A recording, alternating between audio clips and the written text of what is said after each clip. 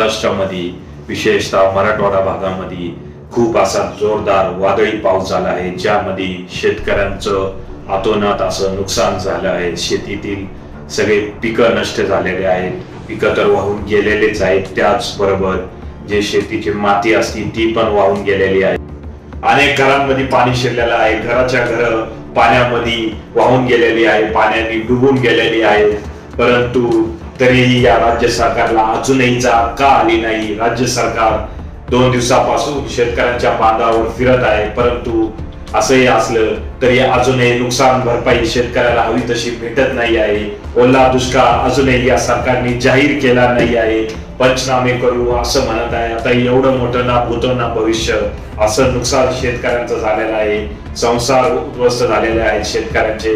परंतु तरी राज्य सरकार, देवेंद्र फडणवीस साहेब, तुम्ही अजूनही म्हणावी तशी मदत शेतकऱ्यांना का करत नाही? तुम्ही विरोधी पक्षात होते त्यावेळेस तुम्ही काय म्हटले होते ते पहा। हे करू ते करू रोज नवीन कारण सांगितले जातात।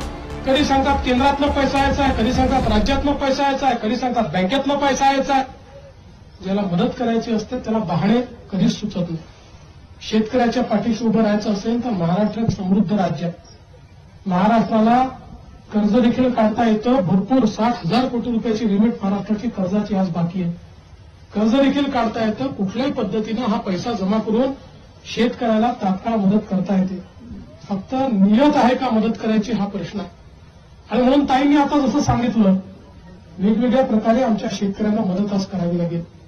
आज खऱ्या अर्थानं खरडून गेलेली जमीन आहे त्याच्याकरता वेगळी मदत करावी लागेल, आज पाणी काढण्याकरता मदत करावी लागेल, अनेकाचे पंप वाहून गेले त्याची मदत करावी लागेल, लाईटचे पोल त्या ठिकाणी बसून गेले त्याची मदत करावी लागेल। विरोधी पक्षामध्ये असताना देवेंद्र फडणवीस शेतकऱ्यांबद्दल तुमची जी तळमळ होती तीच तळमळ आता तुम्ही सत्तेधारी पक्षात आहात, या राज्याचे मुख्यमंत्री आहात, त्यावेळेस दिसत नाही आहे। पुढच्या वर्षी होणाऱ्या राज्यात कुंभमेळाव्यासाठी तुम्ही 14,000 कोटी रुपयाचा निधी मंजूर केला आहे, परंतु शेतकऱ्यांसाठी तुम्ही किती निधी मंजूर केला आहे? तर 2200 कोटी रुपये फक्त मंजूर केलेला आहे।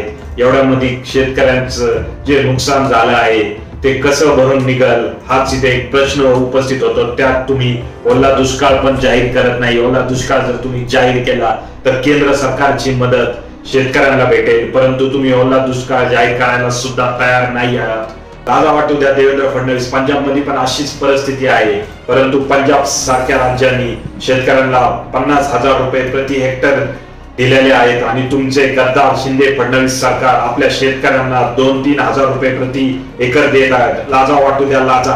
बाकीचे उरलेले पैसे का अदानीच्या घशात कोंबायचे आहेत का तुम्हाला?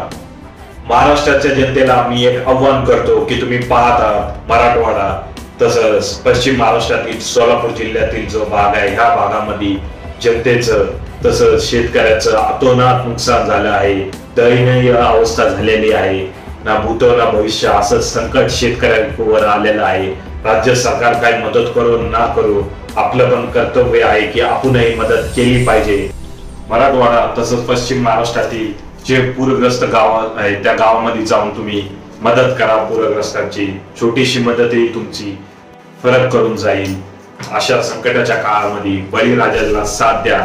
हेच बळीराजा वर्षानुवर्ष पुणे मुंबईतील लोकांना साथ देत असतात, अन्न पुरवठा करत असतात आणि आता बळीराजा संकटात आहेत, त्यामुळे तुम्ही त्याची जाऊन मदत करा। तुमच्या परीने जी काय मदत होईल ती करा।